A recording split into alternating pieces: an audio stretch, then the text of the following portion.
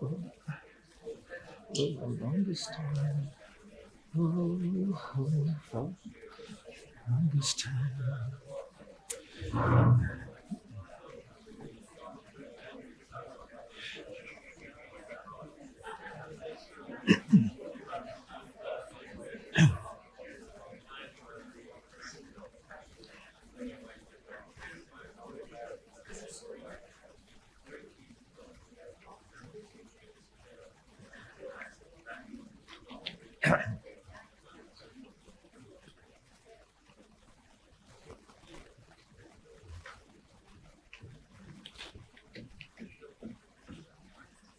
Hey? I just realised as well that there's something else around. Yeah.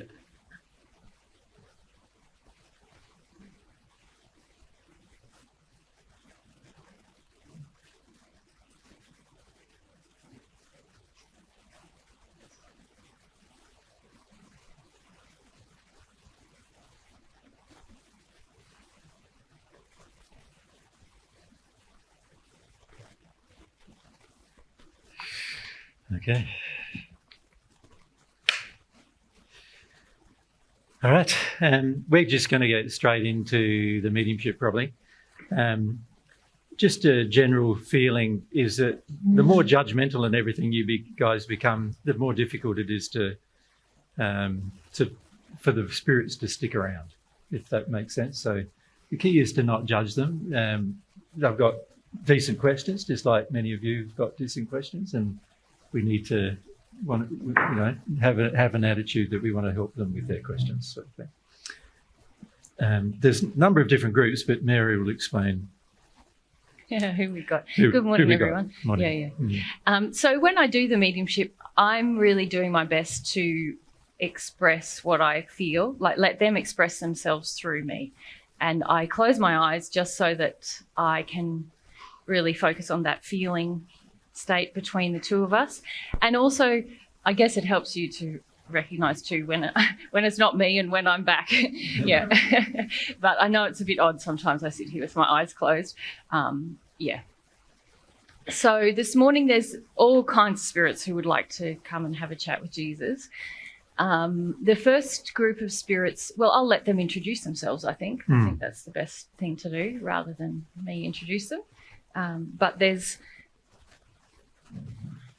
4 different groups, and then one individual. But we'll see. I don't think we'll have time for all of those. So Jesus and I will have to talk to some of them in our private time.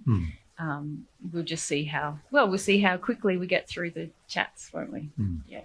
Because we'll go until about 12:30, won't we? I think that's the plan. So. As long as we well, and refreshed enough. That's right. Okay.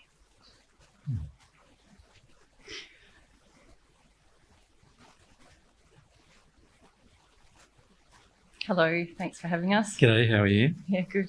Yeah. Good. So maybe you could help us by identifying yourself and Sure. so everybody knows who you are. Yeah. So we're a group of spirits who have kind of been following you about a bit on this trip. Well, some of us are just have kind of come this past few days because we're from this region. Yeah. But basically we're all spirits who've been progressing, we now understand, on the natural way. And we're quite interested in what you have to say. We are in various locations. We're drawn here together. Some of us from various spheres. Yes. Yeah. But we have this in common, that we all are on this natural way. We thought it was really the only way. Yes, the only way of progression. But now we're quite drawn to the brightness that you have, and also the brightness that you bring. The brightness that you bring when you speak, and by that we mean the other beings that come when you're speaking. It's quite a lot, and we've never seen sort of beings like this before, of such brightness. We understand brightness is related to progress. So the brighter the spirit, the more they've progressed. Yes. And Yeah, and so we're kind of questioning now this God concept. Yeah. Yeah. My name is Vanessa. I haven't No, it's introduced myself. Vanessa. Yeah. Nice to meet you. And there's 10,000 or so of us here.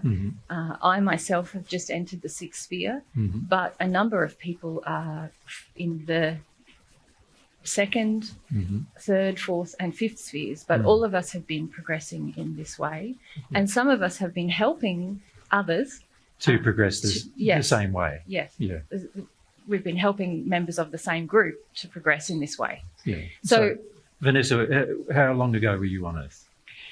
Quite some time ago, Yeah. in the 1800s, Yeah. so the 17th century. Yeah.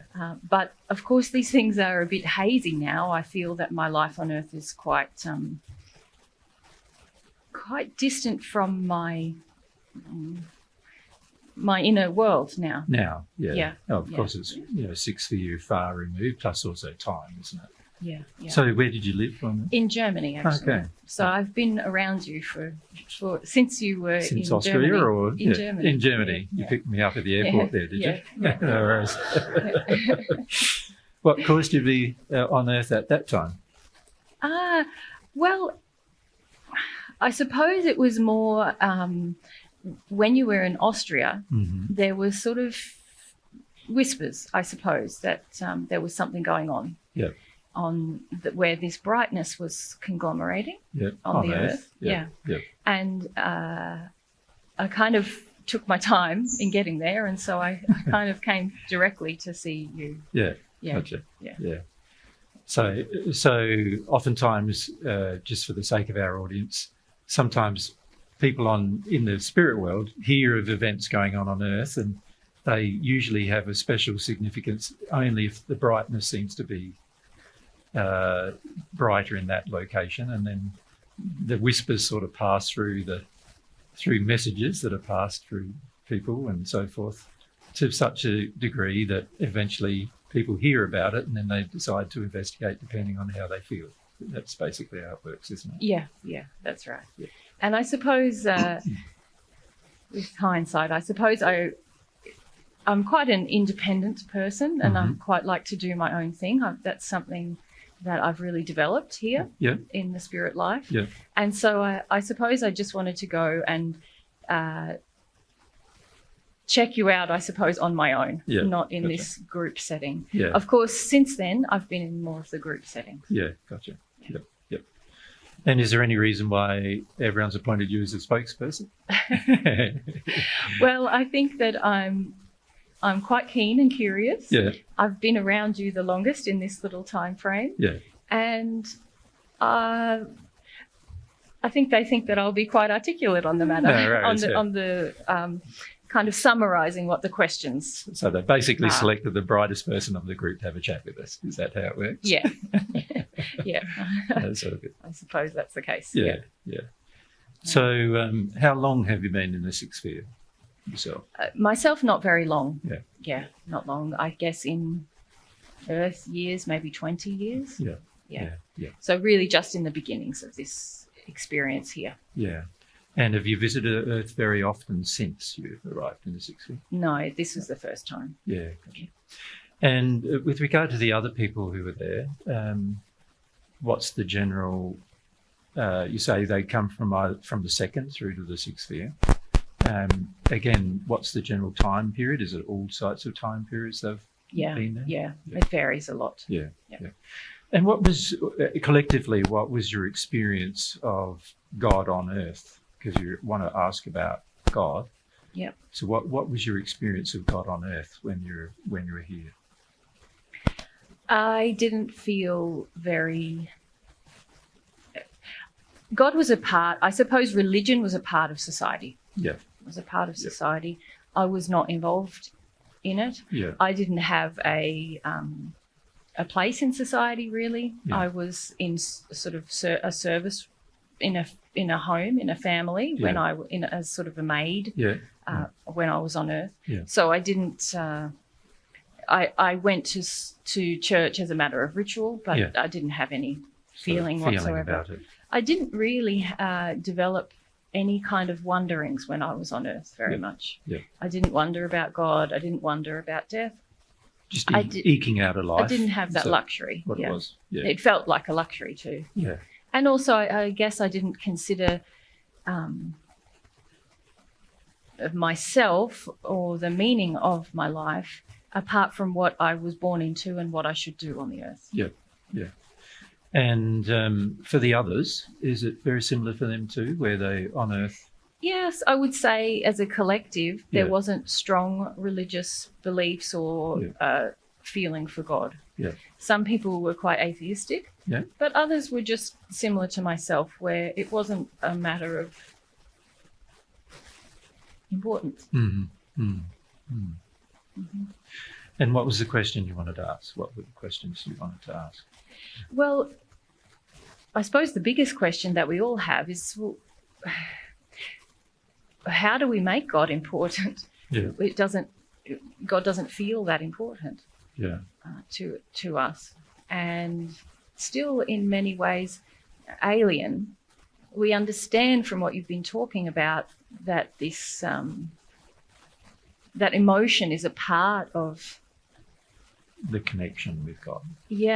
This and even the idea of a connection with God seems very strange to us. Mm-hmm. What would be the purpose of such a connection? We've heard many words you've said about that, but it still seems like,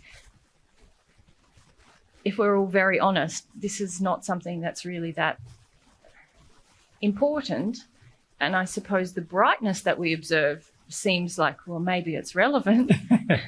But, so maybe important. Yeah. Maybe more important than you thought. Yes. Yeah. But it seems very alien. Yep. Yep. And what about those of you who've been atheists and sort of agnostic on earth? When did you discover there was a God? So that in terms of realise there must be one. Is there a time period that happened for you? I don't think any of us have really realised that there is a singular God. Right. So at this stage... It's really just a non-subject. Yeah, yeah. We've understood, some of us more than others, how the spirit life evolves, if you like, or how we change in the spirit life. Growing. Yes. And have you realised that you're really growing in sort of moral development? Yes, certainly. So obviously there's something in the universe that established those morals. Yes, again, it's just a very alien sort of a... We don't have a feeling of a parent, of a creator. We don't. It's not in us. Yeah. We can all see that now. It's not a part of our logic. Yeah. I understand you're using logic. I love logic. It's helped me very much. Yeah. But it's like there's a missing link inside where that logic would make sense. Yeah, so if we look at some logical issues in answer to your questions, firstly, for there to be a moral law, if you like, or an establishment of moral principles that you've had to adhere to in order to grow so far, that would indicate there is some kind of intelligence behind those moral definitions of what is right and what is wrong. Yes. It's like, see, for most people, they sort of go, well, the laws of nature, what they call nature, they sort of feel evolved, over time through the universe evolving. But that doesn't explain if we can call it, the evolution of moral laws, which most people come in contact with only after they pass, because on Earth there's a tendency to ignore moral law. So when you pass, once you realise you have to progress, you realise that by progressing, I have to engage new moral states, which improve my condition, and in particular improve my condition of how I love people in a principled manner.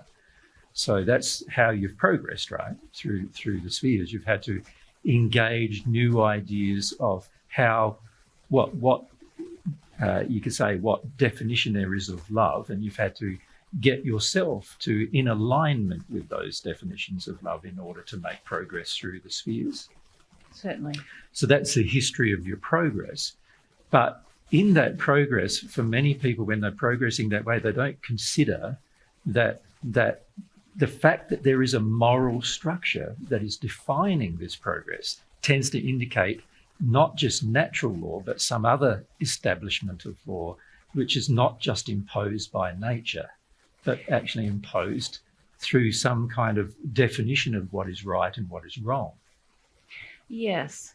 And having as much awareness of myself as I do at this point, Yeah. I can see that I sort of am willing to accept that, and willing to accept, I've been willing to accept that the moral development happens. And that there is an established process in it that everyone must go through. Yes. And everybody is equally has to go through the same process. If they have the same problems, they've got to solve those same problems. It's not arbitrary in its application, but rather quite structured. Yes. And orderly in its application. Yeah. Yeah. I understand all of that, but within myself, I don't feel that it's, and I think this is a collective belief that we have in the group, is that it's not ours to question where those laws originate from. It's ours to live within them. Well, if those laws, if engaging those laws improves your condition, then it would surely make sense that whoever or whatever is the source of those laws, if we could connect to that source of those laws more directly, this would enable our condition to improve more rapidly. Because instead of having to sort of go through the process of discovery to find out what those laws are and then apply them, we could learn from that, that intelligence, obviously, that must exist, that created these laws. We could learn from that intelligence what those laws are, and therefore know, and also perhaps find out even how I am personally in disharmony with those laws, and that would help my progress far more rapidly. It's interesting. It's interesting that as you speak about that, because part of my progress has been to come to recognize this worth that is equal to others. Mm-hmm. That was a large issue for myself when I first entered the spirit world. Because you felt you were less than others. Yes. Yes. And so coming to understand that I have equal worth, and that coming to have love for myself is something that I thought that I had really adequately dealt with. Mm-hmm. But as you speak about it, I can feel this remnant of that feeling in a way, because it feels as though it's not mine to approach the person who made the laws. Exactly. So while what you're saying makes very logical sense to all of us, actually, yeah, all of us have this feeling, well, it's not ours to approach the creator of the laws, it's ours to live within the laws. it's like the creator of the law, whoever that intelligence is or whatever that intelligence is too high for me to even come to, is sort of the feeling that you have. Yes. Yeah. Yes, that while we have worth with each other, we don't really have worth with Whatever that intelligence is. Yes, whatever that authority is. Yeah. So the issue with that, you could say, is an emotional one. Can you see that as an emotional feeling that of unworthiness? Let's call that intelligence God, or obviously it's an intelligence far greater than our own. So let's call that intelligence God. And if God does exist, you've been feeling at this stage that to approach God would be, like almost arrogant on your part to do so. Like instead you wanted to wait for, there's sort of even this idea now of, well, we can't sort of bother that person, whoever that person is. And can you see that? That feeling is there? Yes, it resembles fear, actually. That's right. And if you examine your life on earth with regard to the concepts of God that were presented to you on earth, because all of you had different concepts of God presented. Some of you are atheists, which means you have a concept there is no God, but then others of you have had a concept of God presented to you that you felt quite repulsed by, right, as well. That if such a God does exist, like if a punishing, a vindictive God does exist, then obviously it's not very pleasant to contemplate knowing that being either. That's right. Yeah. I would say that probably everyone in this group has worked through,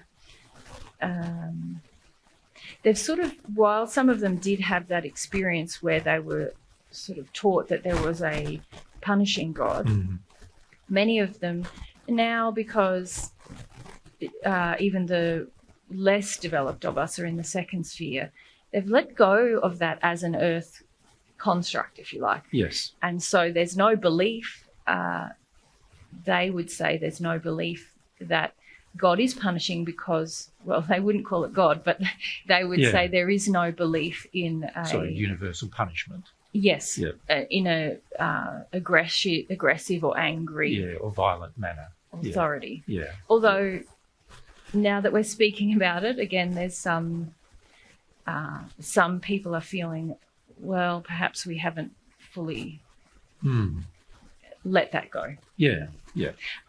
Yes. So, sorry, someone's just speaking and saying that the way they had let that go is by really coming to feel that that was an earth construct that was wrong, but also that God was a construct that was wrong. Yeah, by sort of saying God doesn't exist, you can also then say a punishing God obviously then doesn't exist either. Yeah. And that's a common reason why people become atheists, actually. Yeah. Yes, and so now the idea that you're presenting about sort of approaching this authority, if we call it God, some of those people are also feeling, maybe there is still a worry that there is aggression in that person. Well, I can assure you there's not, because if there was aggression, you would have already experienced it. Yeah, obviously. That's right. That's there's a difficulty in amongst all of us because we've felt quite at peace with the idea that the universe is very loving and that laws that govern us are very caring. Yeah. But now that you're introducing this idea of God as sort of a single being that we can approach and interact with, it stirs up a lot of different feelings that we had discarded by changing your mind about things. You sort of discarded the feelings by changing your mind. And yet those feelings are still there, really, because obviously you wouldn't have them now if they weren't. It's sort of like remnants or just roots of feeling. Yeah, that's right. Yeah. Well, the best thing to do with regard into the approach of God is to first look at the two ways you can approach God. So if we can focus on those two things in our discussion and if you're willing, all of you are willing to have an experiment with all of those things, this is a faster way of dealing with it than us trying to have a logical discussion about it. We can present a little bit of logic about which you've already heard when I talked about conscience and the reception of love. We wanted to say we've heard you talk about the conscience, and we really feel like we've been connected to the conscience already. Well, you've had to be to a degree, haven't you, in order to progress? Yes. And to connect to the law. But we haven't attributed that to this singular being. Correct. And that's where we're sort of having the... Well, also you haven't asked questions specific to finding out about whether there is a singular being or not either. If you think about it, you've just sort of accepted the law. True. And accepted the framework of the law and accepted the fact that you need to be within that framework in order to progress. But you haven't actually asked questions of that intelligence or whoever is the creator of that law, whether they are a singular being or not.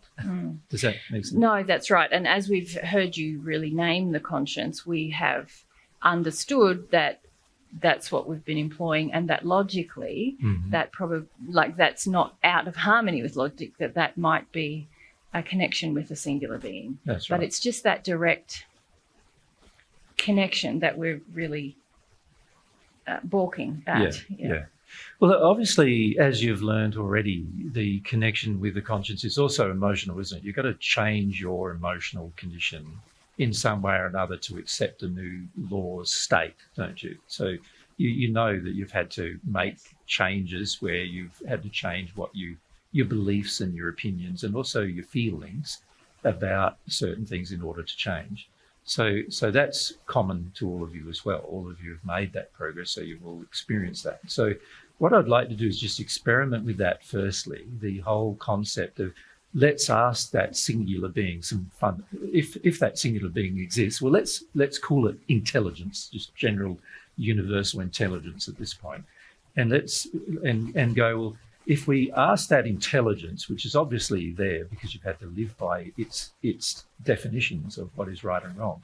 Yes, could we say, just to clarify, Yeah. before now we haven't seen that like the conscience, if you like. Yeah.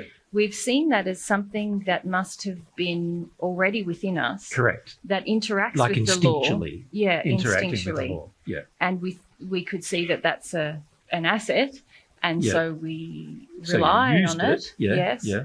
But we didn't see it as a connection with something outside of Yourself. ourselves. As if something outside of yourself was informing you. No. You sort of thought of it more as an instinctual process inbuilt in the human soul or the spirit body. Yeah. And given that we've accepted that there are external, like laws external to the human, Yeah.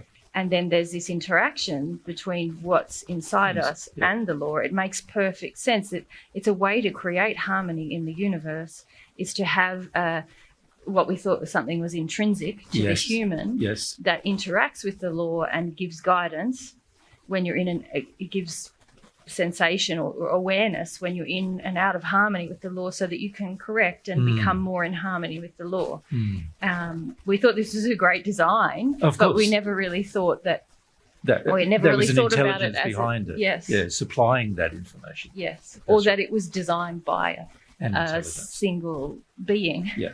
Yeah. Yeah, it's this single being thing where Yeah, because we're having obviously problems it requires intelligence to create these structures, including the design of the spirit body and the soul and all those things.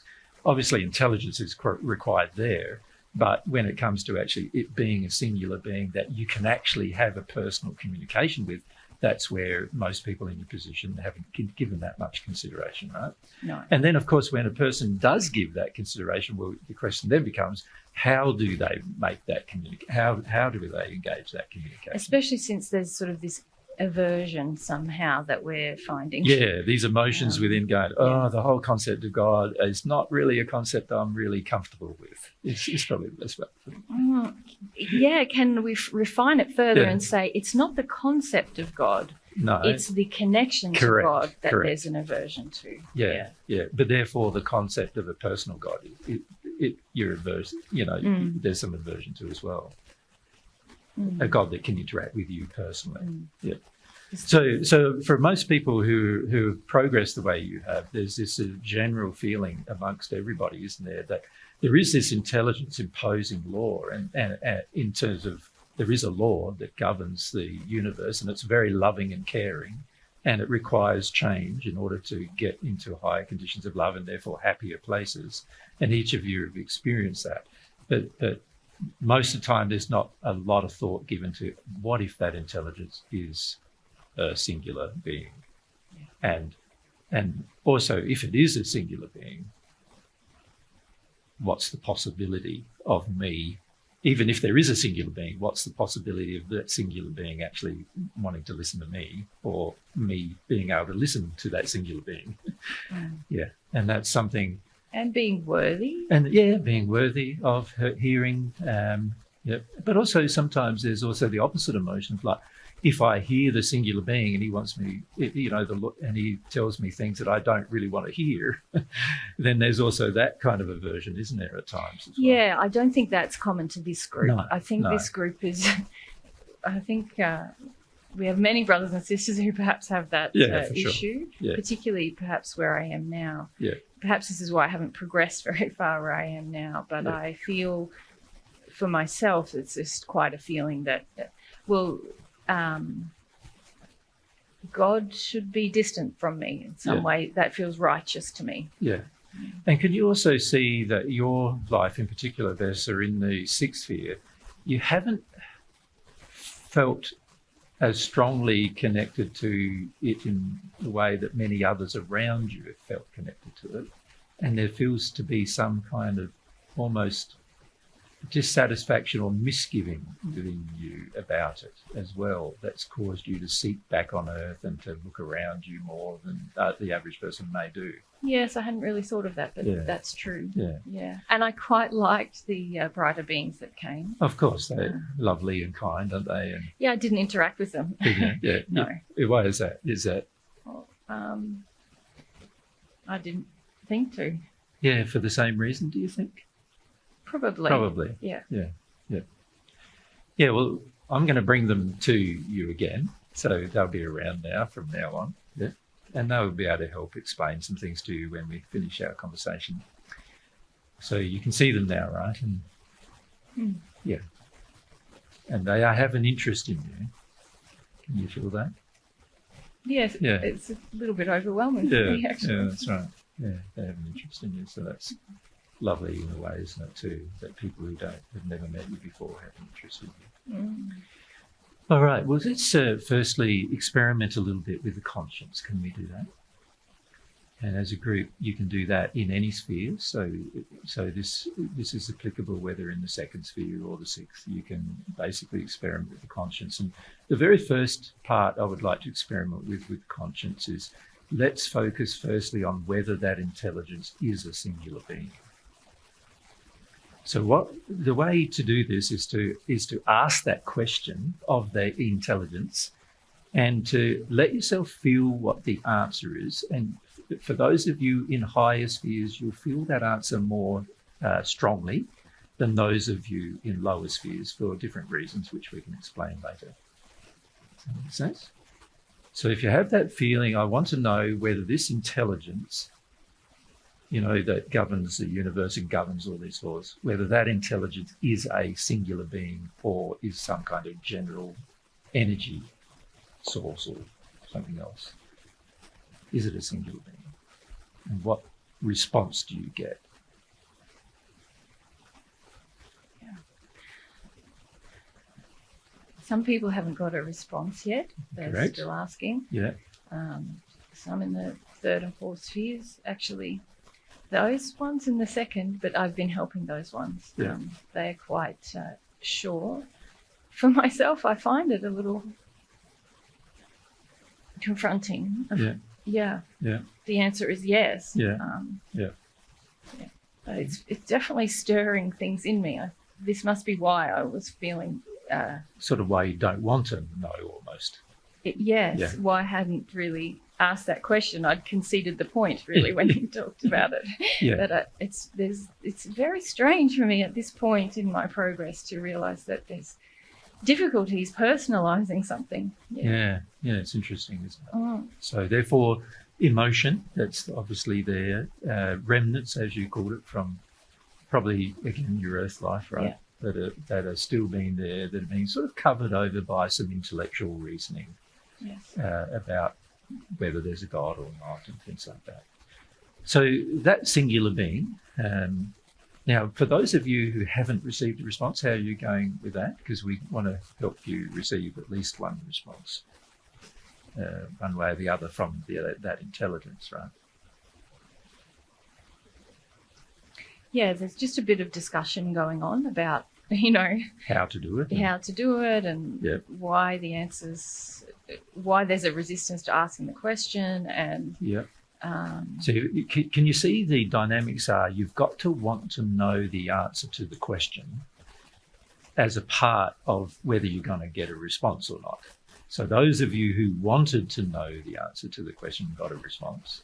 Those of you who weren't really sure you wanted to know the answer to the question for various reasons haven't really received a response. yes, there's a Now, if we look there's at a bit of sort of anger happening, and Yeah. it's all good. Everyone's sort of getting there. Yeah, Getting there. yeah. To So, ask the question. yeah, so can you see the desire to know the truth is also a part of the mechanism of how this works? You've got to have a sincere desire to know the truth in order for there to be a response. Yeah. It doesn't mean that you predict what the truth is. It just means you have to have a sincere desire to know. I want to know.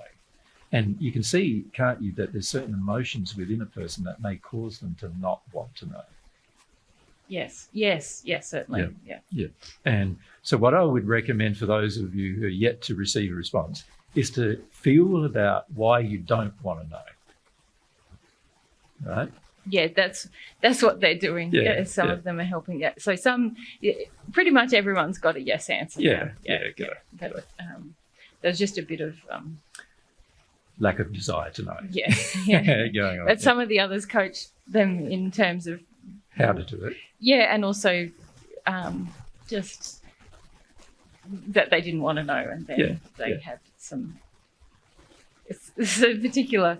Some people had like a bit of a anger moment about it, and then got on with asking. Good on you. Good on you. And sometimes some of this anger times and everything will feel a bit foreign for many of you, right? Because you haven't had that for very often, right? In the past, particularly recent past. Obviously, many of you, when you passed in the first sphere, and then you did have some anger then, but it's pretty foreign emotion as you progress, isn't it? So I can understand you feeling a bit stressed about the anger as well. So the key is to be a bit relaxed about those things. And that was mainly just a smaller part of the group from the third sphere. But they're telling me to say that they're on board. They're all good. They're all good to go. Okay. So we can, if we've established that being is a singular God, which is very interesting in itself, isn't it? Because how huge must that God be? So we need to probably ask how big God is, and is God limited? So the next question would be to ask: do you as a God have limits?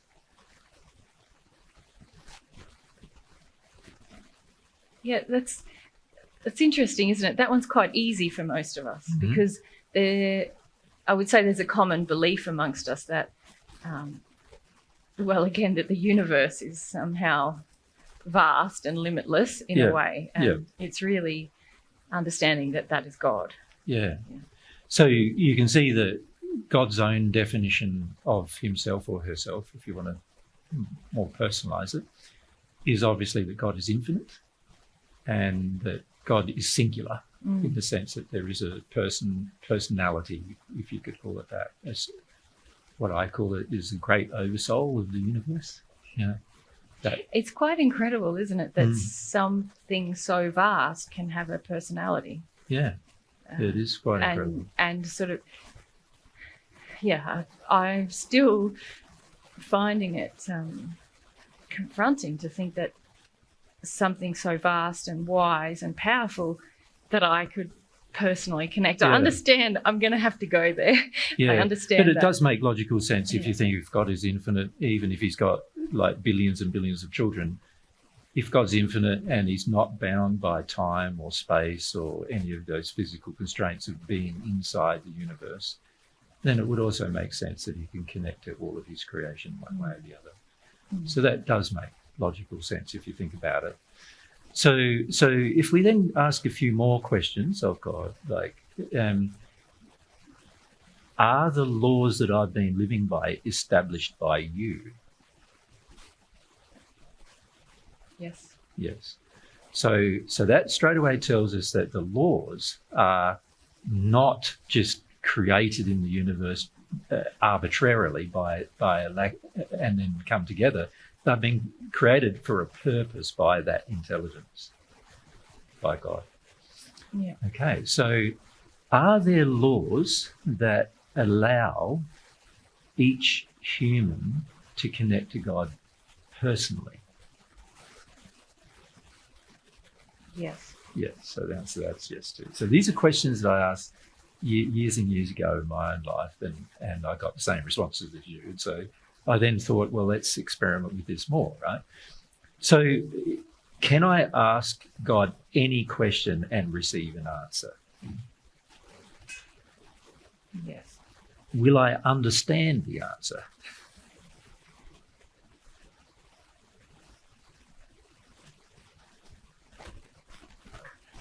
Yes, as long as I'm open.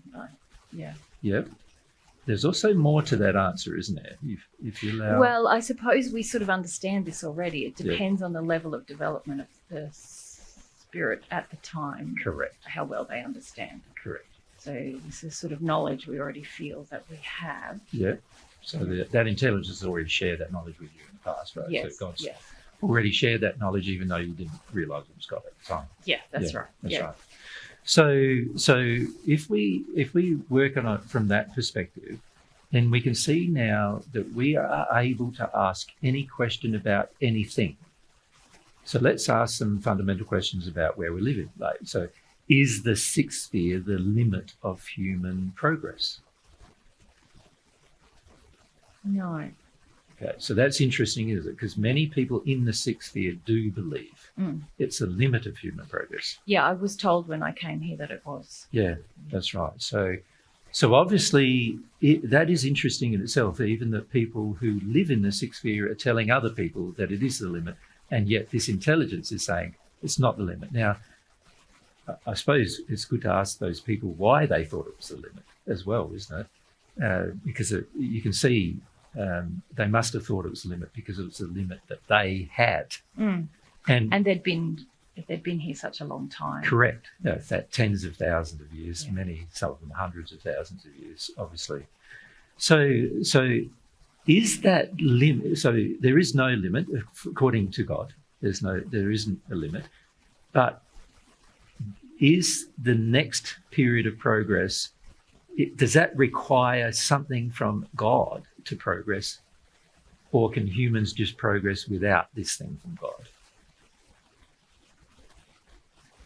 So does future progress from the sixth sphere require something from God?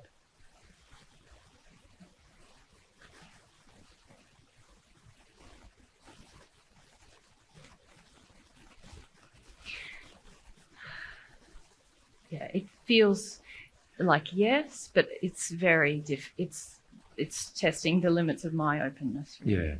Yeah. Why do you think that is? What, in terms of emotions, are you feeling about it? I think it's this thing that and perhaps I need to just go and work on this feeling that I've been saying, this remnant of this sort of a belief that I had about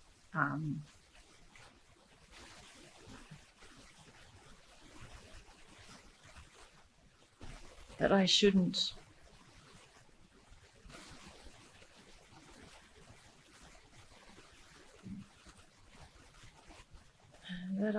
have any kind of special or preferential or personal interaction with someone who's quite in.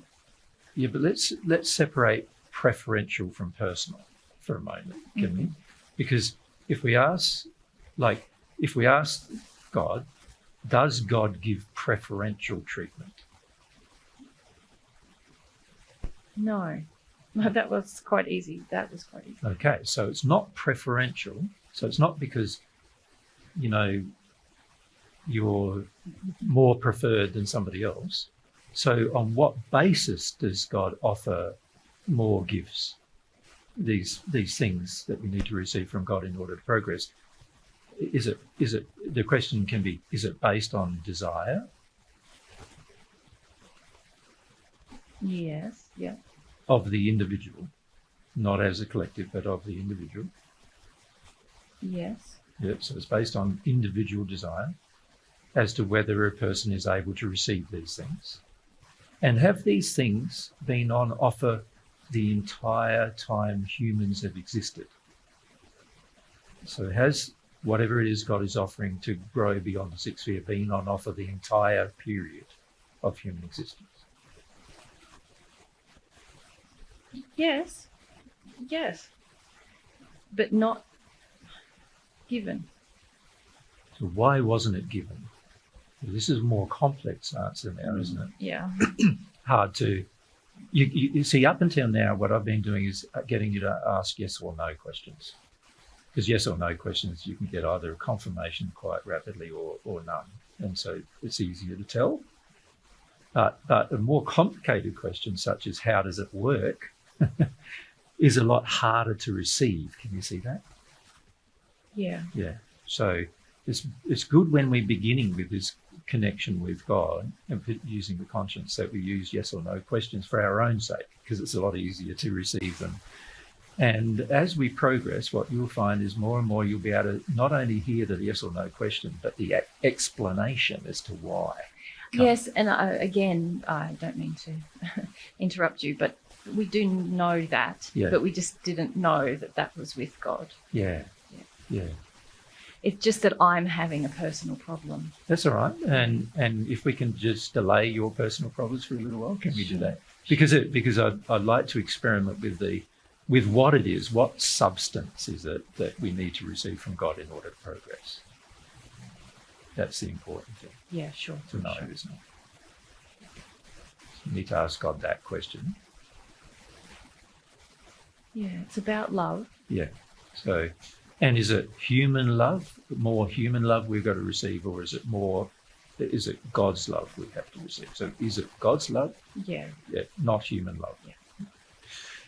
Okay, so the question then becomes, how do I receive that love? And you've heard me speak of that, right, with some groups. And the main thing is to stay emotionally open and be prepared to feel some emotion, obviously, right? And then to ask for God, for you to be able to feel what God feels about you. What are God's feelings for you? And to be open enough to receive those feelings.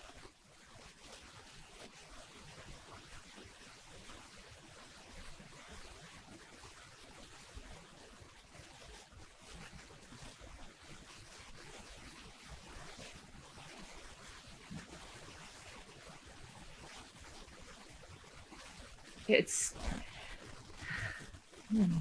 some people are able to do that. Yeah.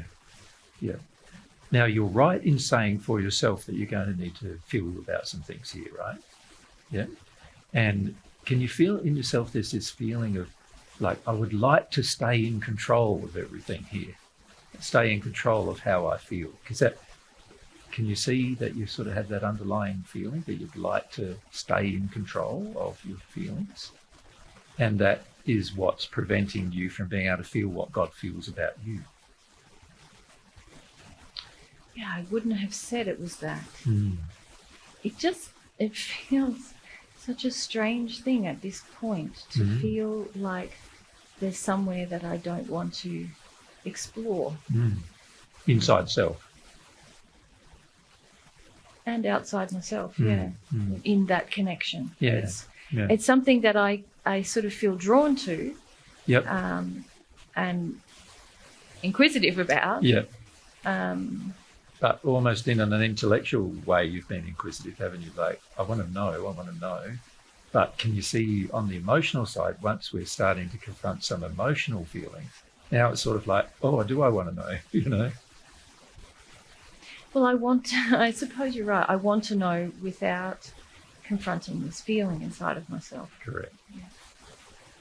So what I would suggest that you'll need to do is to confront those feelings inside yourself. I suppose I'm asking, what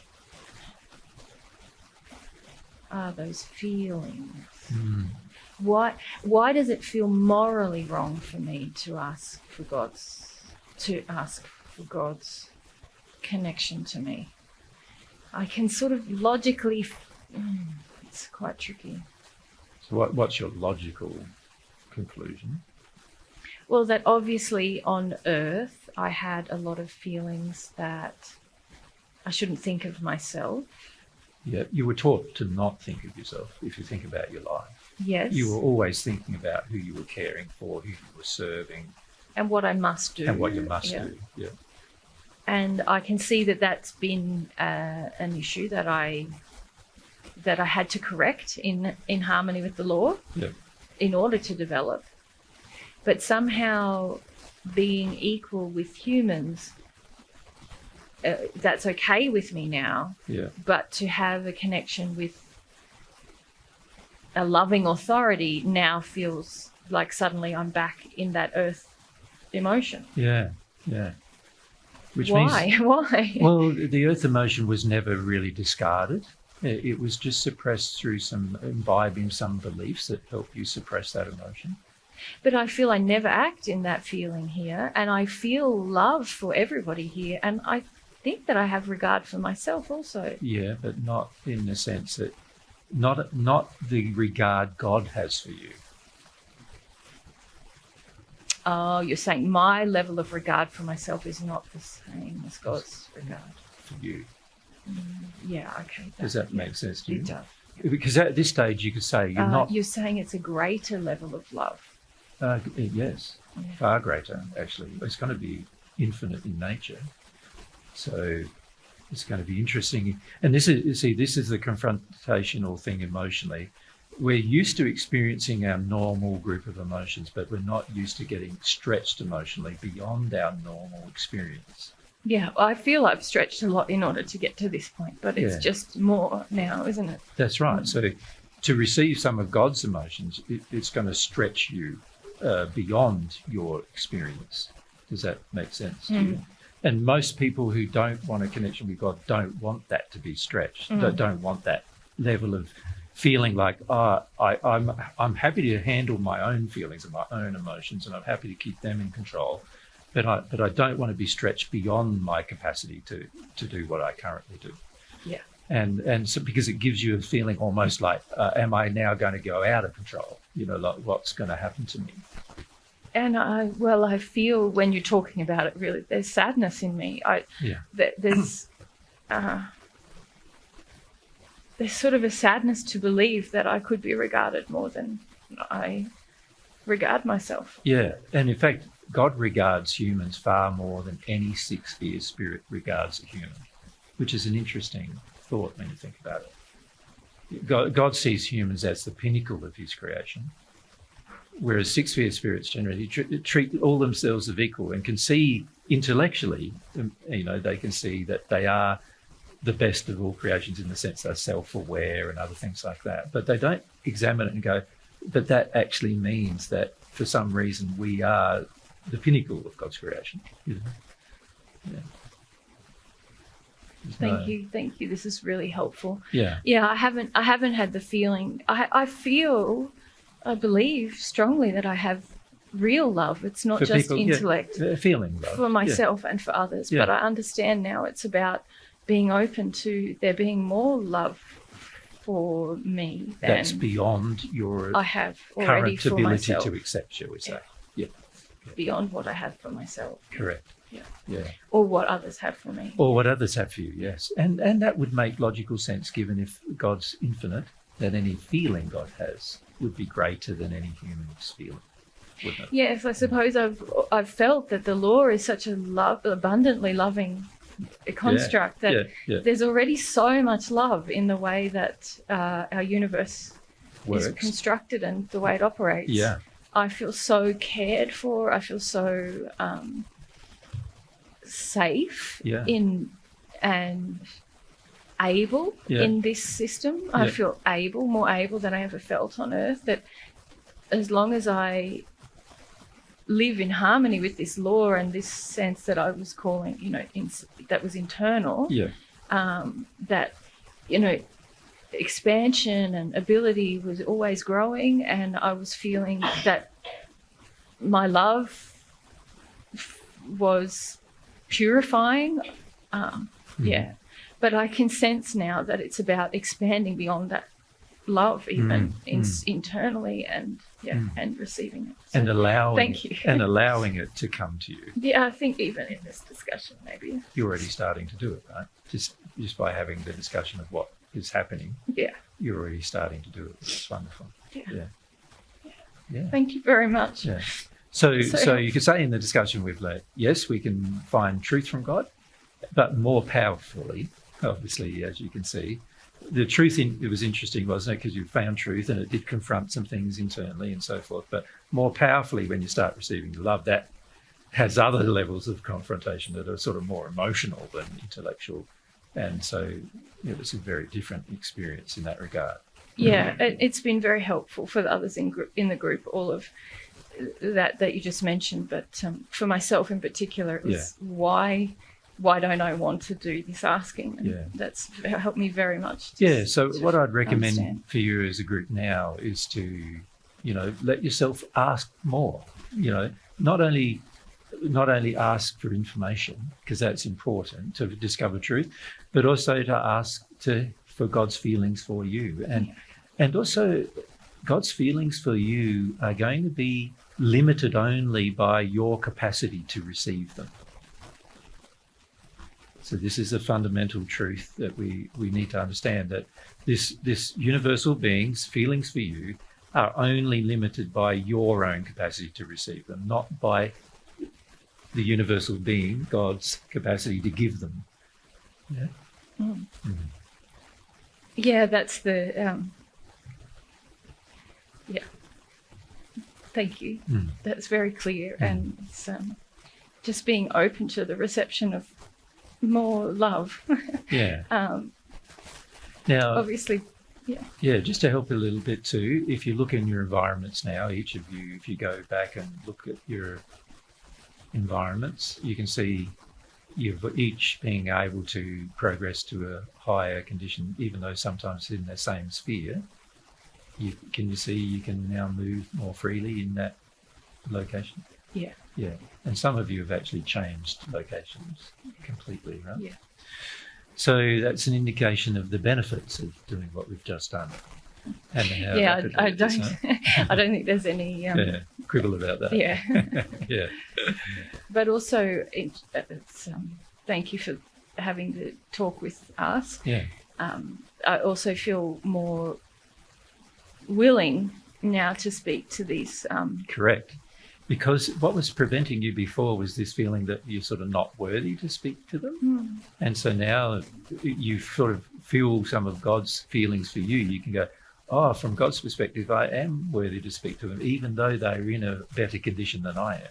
Yes, and I think it's in particular with them because once that I learned about this worth matter that was in me from the earth and that I had worked on, I didn't ever have a problem speaking with spirits who were in a higher condition than myself. I felt I could do that, but I think it's because they have God's love in them. Correct. That was the challenge. It's a different experience, isn't it? Yes. Than speaking to a normal person. Yeah, it is. Yep. It is.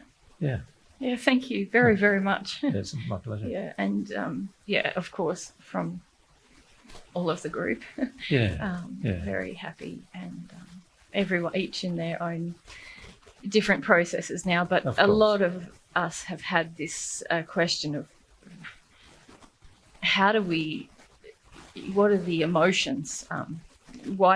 We understand conceptually, but why is it tricky doing it? And that's helped a lot of us, actually. So the key from now on is to be prepared for emotional expansion, not just intellectual expansion. And this is where it gets a bit tricky, because the emotional expansion means that you're going to be receiving emotions that are beyond your capacity to currently understand or control. And this, of course, means that you'll be overwhelmed a fair bit. And most spirits, by the time they get to sixth sphere, don't like the feeling of being overwhelmed too much by emotion. I think you're right that a few things from what you said. I mean, really, there's not many in this group in the sixth sphere. It's mainly myself who's sort of in the... it's this idea of being... I'll speak for myself. I think many of the others share this feeling, but I feel like in my past I've allowed myself to be overwhelmed by my emotion, but the thought of it's almost like allowing another being's loving emotion to overwhelm me and then have my emotions about Correct, that. correct. I understand now what you meant about the control. I didn't understand, but now I think I understand that. That's right. It's defined by the emotional experience. It seems like is defined by the strength of love that I receive, not by what's already inside. I understand. I need to figure some things out. I know you do. I know. Yeah. But and that's normal, right? Yeah. Every time we receive more love, there's more things to figure out, Mm. and also more questions to ask Yeah. God about, with truthful things to ask God, and also what you'll find is there'll be more nuance in the answers as well. Like you get more clarity with the answers. So that's a normal process. But what I'd encourage all of you to do too, with the bright spirits who are now here, they can help you through that process, obviously, because they themselves have actually gone through the experience of receiving that love. And so they know what opposition there might be within the person emotionally as to why they can't receive more. And there'll be times, for those of you in the lower spheres, there'll be times when you think you're trying to receive more, but you can't. And you know, they'll be able to help you to examine the reasons, the emotional reasons that will be inside of yourself as to why you can't receive more. And so, you know, they'll be able to have you in good care until such a time as you don't need their care, right? Yeah. Yeah. Thank you so much. Mm. Thank you very much. Yeah, lovely to meet you though, Vanessa, and the entire group too. Yeah, a lot of thanks from everyone. Thank Yeah. you.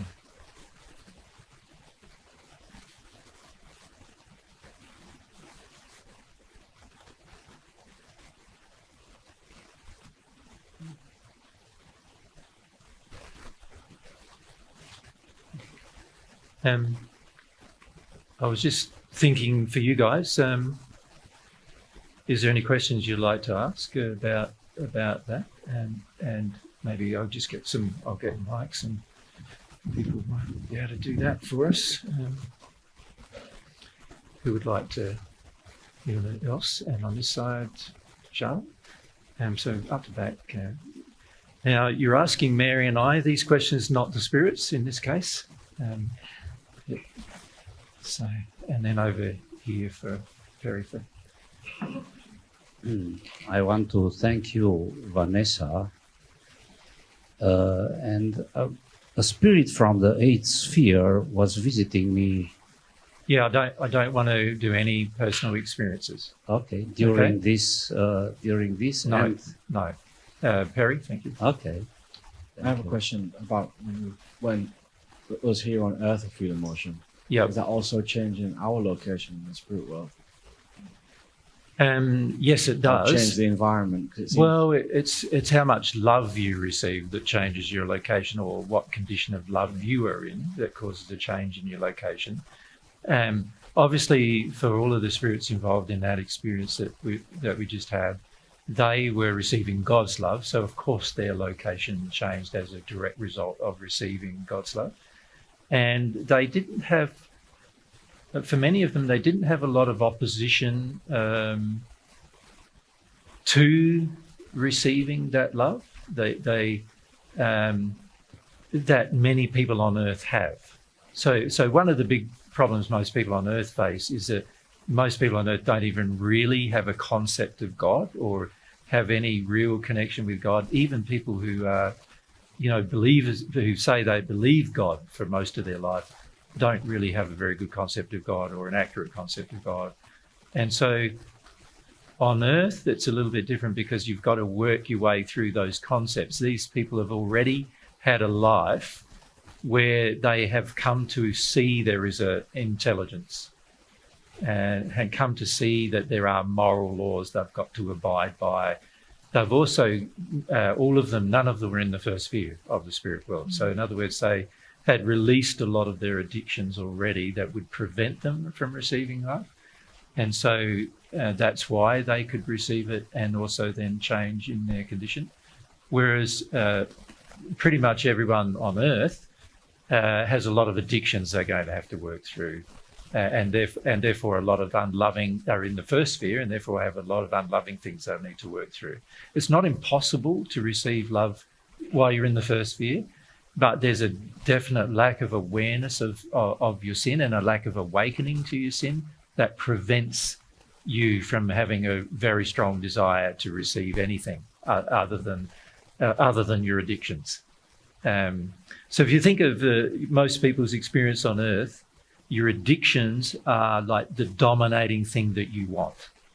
And so they are the things you want to receive.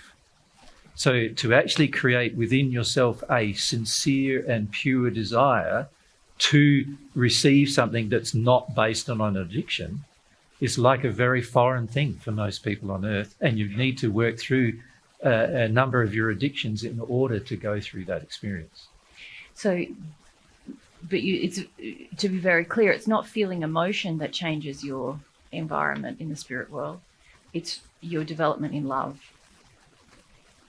Does that make sense? Yeah.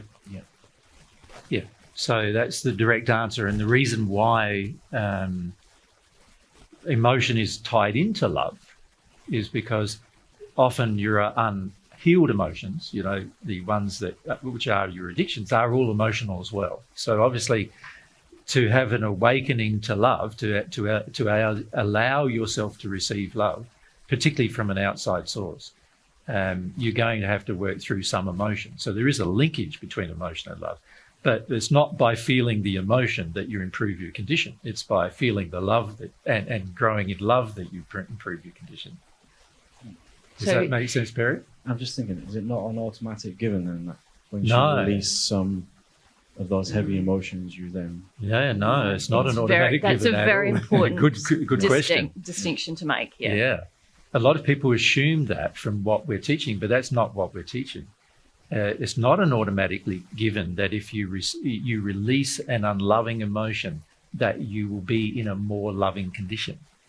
You think about love, there is all of your opposition to it, which could be called the unloving emotions.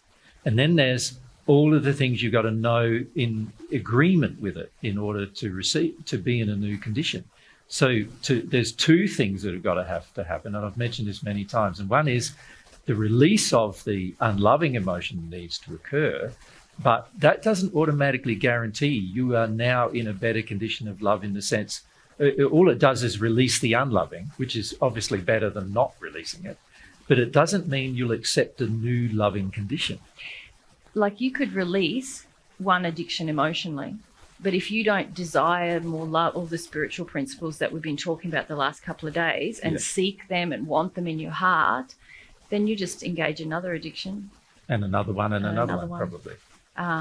You can let go of a past pain, but if you hold on to a belief that is unloving, you don't automatically release the belief unless you are desiring or aspiring or seeking the loving truth, if you like. Yeah. So the average person on earth, when they release an addiction, if you look at, say, a physical addiction, let's say you stop smoking. The average person on earth who stops smoking, instead of smoking, they do what? They eat a bit more, or they, get lollies or candy, or, they drink a bit more, or they usually substitute it for a more healthy addiction, is the way it sort of works.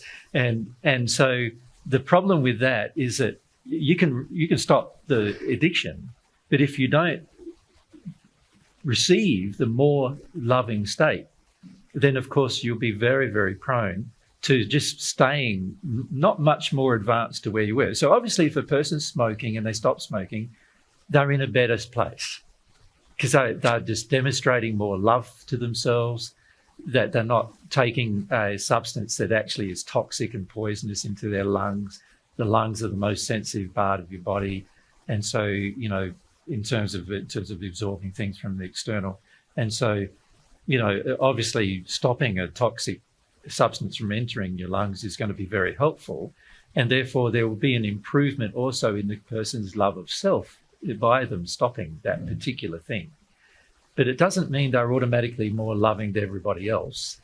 And it doesn't mean their own condition of love, which is a gift they give to others, is going to improve. Do you follow? Yeah.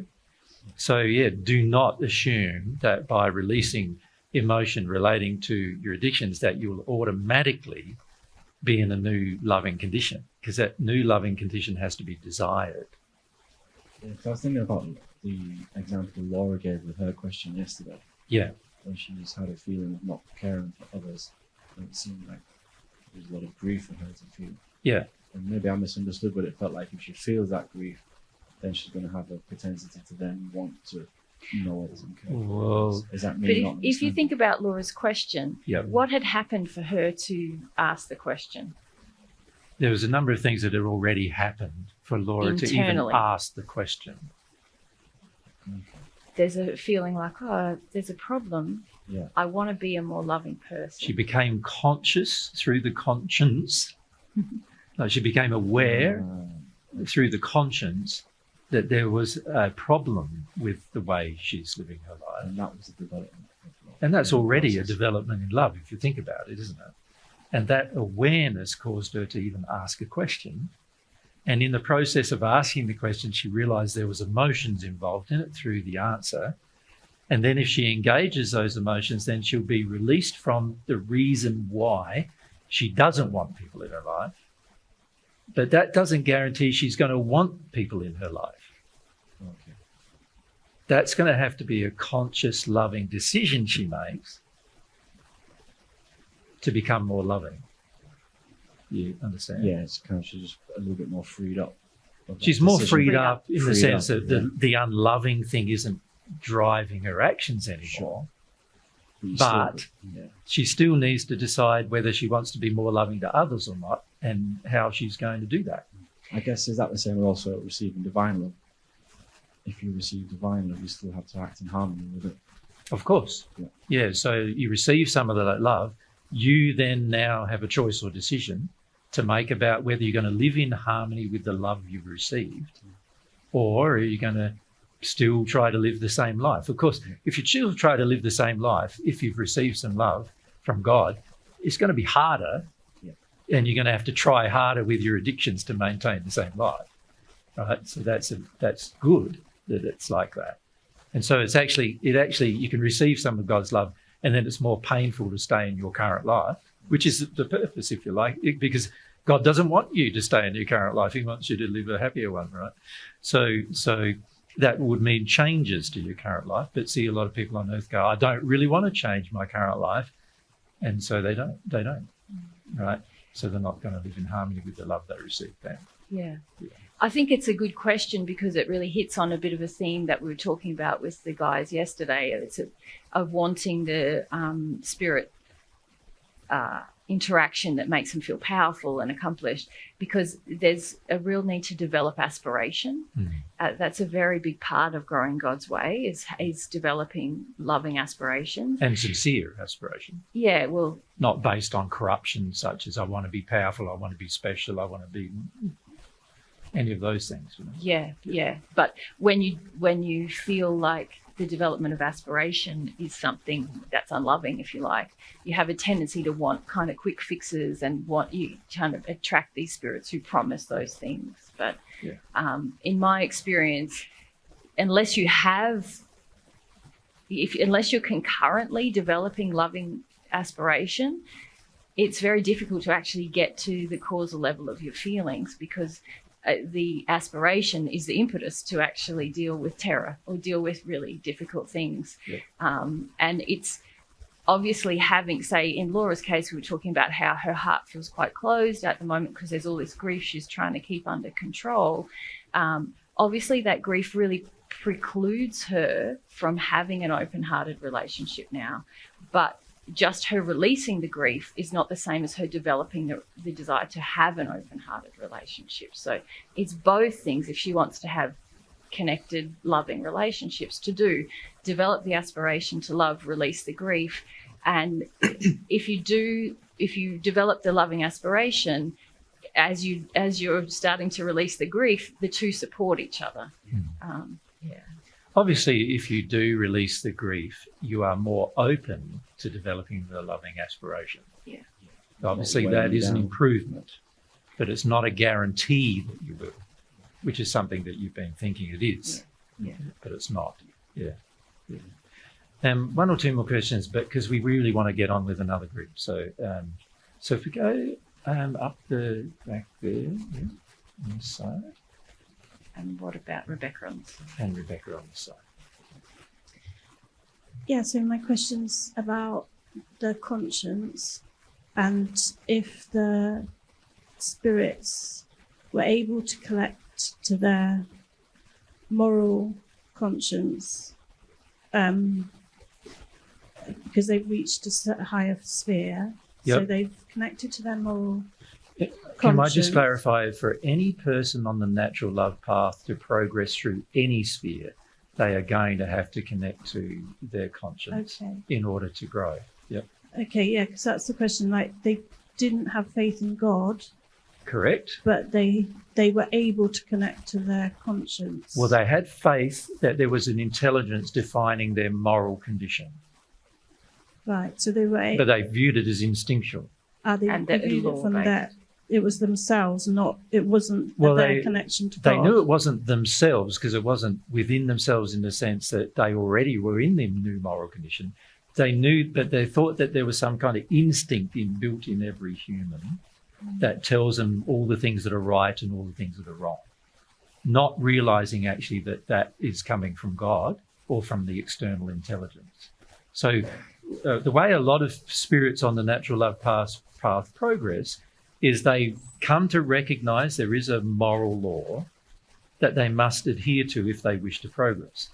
But most of them believe that that moral law is some kind of instinctual thing they've got to connect to within inside themselves. And they don't give a lot of thought to why they can't connect to the whole lot of it, and why they can't receive all the information, and so what they do is they just receive a little bit of information, the next truth they need to face, and then they bring themselves into harmony with that truth by working through their emotion. And that's how they progress. But they don't understand that next truth that they needed to face came from God. They sort of think it came from some internal mechanism that exists inside of themselves. Okay, so it wasn't bringing them closer to God, but it was Well, improving their condition. It was bringing them closer to God in the sense that it was bringing them closer to living in harmony with God's higher laws. Yeah. So it was bringing them more in harmony. And this is why God does it, is because he knows that no matter whether you believe in God or not, he knows that if you can start connecting to the conscience, you really are connecting to him. And he knows that sooner or later, you're going to start asking questions about where this intelligence comes from and how intelligent this intelligence actually is, right? And whether it's internal or external. Sooner or later, that will come about through that experience. But it's not a guarantee it will, but usually sooner or later it will. And you know the diagram that Jesus has been drawing on the board with the immovable line down the middle, and when you're in harmony with the law or out of harmony with the law. Like Vanessa herself was very in harmony with the law. So she was really quite a happy person. That's why it was so weird for her that she suddenly started to feel Something out of frightened. harmony. Yeah. But Jesus has been saying all weekend, you can live on the harmony side of the law without even involving God. But it's much easier if you do. And so, And of that's course, what they were beyond the doing. sixth sphere, you can't live in harmony with law in the seventh sphere without involving God. But in the sixth sphere and below, the sixth sphere, I should say, itself, you can live in harmony with the laws that govern everything to that sphere without involving God. Yeah. Rebecca? You talked to Vanessa about a sense of some sort of dissatisfaction. Yep. Despite, I imagine, they're all in a beautiful place and nice people. Yep. Is that the inbuilt function we all have of like a God-shaped hole giving a sense of emptiness? And There why? is no God-shaped hole giving itself a sense of emptiness. God doesn't create your human soul with a hole. He created it perfect, but it's a perfect human only. But what happens over time is you start wondering whether there's just more than that. And then in the process of wondering whether there's more than that, you start wondering, well, if there is more than that, how do I find out more than that? So the questions of truth that you don't understand yet start bothering you, and that creates a sense of dissatisfaction. Does that make sense? Not a hole, but a sense of dissatisfaction that there's things I want to know, but I don't know them. You know, like, and you imagine after living like 10,000 years or so, which many of these people do in the sixth sphere, they have lived much longer than that. They go, you know, like there's something missing, and what often happens to many of them is they go, okay, I'm going from one thing to another thing to another thing and doing all these interesting things, and it's all very fun and enjoyable, and I have good mates and good friends, and it's all very enjoyable. We all have fun together, and it's all very loving as well. It's all great. But all I keep doing is going from thing to thing to thing to thing to thing. And in the past, when I progressed from sphere to sphere, I was going to much grander things, but these are all much the same things, but they're just different same things. Like, 1 week I'm in, you know, you could say one period of 1,000 years, I'm interested in biology. Then I feel like I've studied that to its limit, but there's a whole heap of things I don't understand with it still, but I feel like I'm now on my limit about understanding that. And then I go, okay, I'm limited there to understand more. So what I'll do is I'll go and study, you know, the human spirit body. I'll study that. And I study that for 1,000 years or two. And then I get to my limits of understanding that. And I'll go, well, it's weird because I think I understand it all, but there's something else going on. I don't understand that. It's like what happens over time is there's a whole heap of information that's not available to me. And you start worrying about that. Like, in the sense of you start not worrying like you guys worry, you know, about your life or anything, but you start sort of thinking, what's going on? There's all these things I don't know. And it's like everything I try to investigate, I get to know a lot about it, a lot more than what is known on Earth about it, of course. But I always feel like there's a lot more to know, but I don't know it, and I can't find out how to know it. And then after a while, you get a bit sort of like, okay, I have to give up now on knowing more about that. And then I go and find another thing and, you know, investigate that. And then and after you've done this 10 to 15 times or 20 times, you start realizing every time I study a new thing, I get to a limit, like of my understanding, that I can't go beyond. And then not only that, I think I'm in the sixth sphere and there's nothing beyond that either. And then I'm going, but all up until now I have had to change and progress, but now all of a sudden I'm not really changing and I'm not really progressing because there's a whole heap of things that before, when I didn't understand them, I investigated them, I always got to understand them. And now when I investigate it more and more and more, and in the end I still can't understand it properly. And then you start, that causes within you this sort of feeling of, perhaps there's something that I'm not getting at all. And then that causes you to start asking more stronger questions to the universe, which at this stage, usually a person doesn't believe in God, it's just to the universe. And depending on how direct you ask those questions, you'll get direct responses. And eventually that's how most people learn to, if it's not from spirits who are higher in a higher condition, this is how the other way they learn, by realizing there's a limit to their progress, and unless they discover what that limit is, they'll always be limited. The limit is the perfect natural man. That's the limit. God designed you to be the perfect natural man, and without God, that's all you will ever be, the perfect natural man. Now, of course, life on earth is far removed from the perfect natural man, and that's why it's so unhappy. But life in the sixth sphere is perfectly aligned with the perfect natural man. And so therefore, after living there, you know, first few thousand years of living there, most people are pretty happy because it's a happy life and you enjoy, and you finish up usually in the sixth sphere. After that point of time, you finish up meeting what you can feel is your soulmate, like in the terms of you feel the other half of yourself, and you start realizing you've met her or him, and then of course you live your life together, and it's really enjoyable in that regard. And you're doing all these different things, and all those things are fantastically enjoyable as well. But there's always these limits. that you don't seem to be able to go beyond, and that's the limit of the perfect natural man. And eventually, you, given enough time, you start going, well, what's going on? So why do you think people seek God before that point? What do you think are the factors that cause people to seek God? Well, I think there's a number of factors that cause that, I think. Firstly, a lot of people have imbibed from earth beliefs that tell them that there's something beyond themselves, like an intelligence, doesn't it?